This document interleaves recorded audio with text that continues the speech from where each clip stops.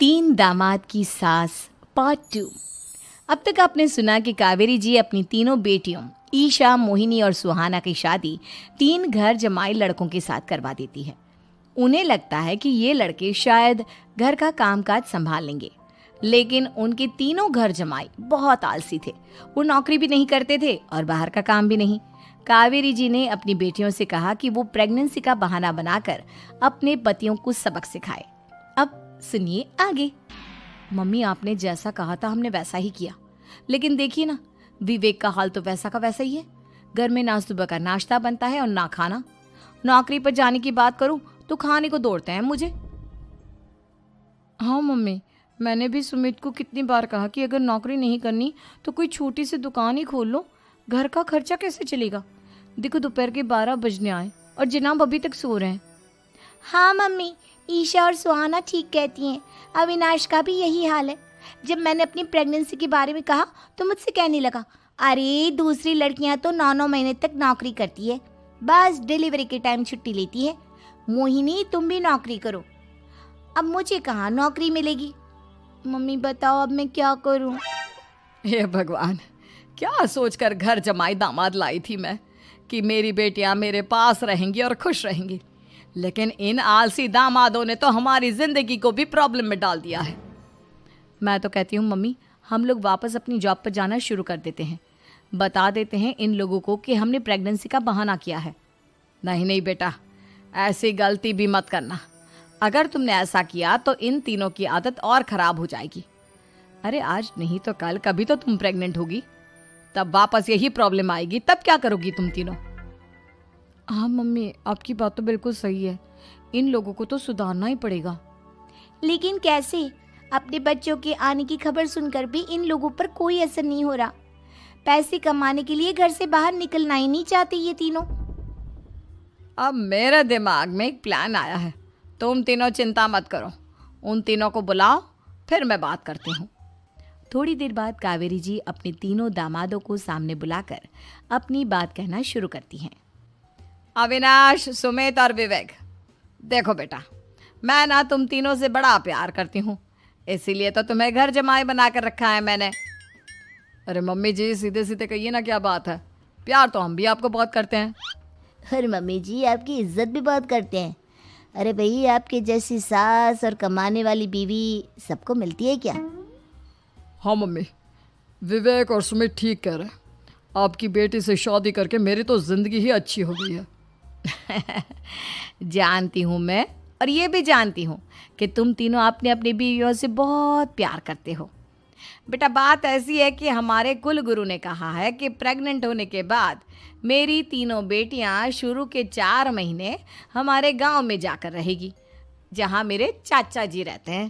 अरे लेकिन क्यों मम्मी, गांव में जाकर रहने की क्या ज़रूरत है इन तीनों को? वो क्या है ना बेटा, हमारे परिवार को एक श्राप है।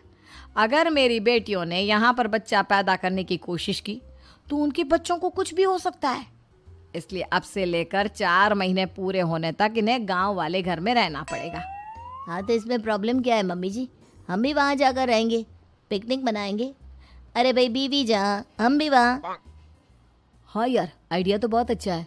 शहर की ज़िंदगी में रह रहकर परेशान हो चुके हैं, अब कुछ दिन गांव में बिताएंगे।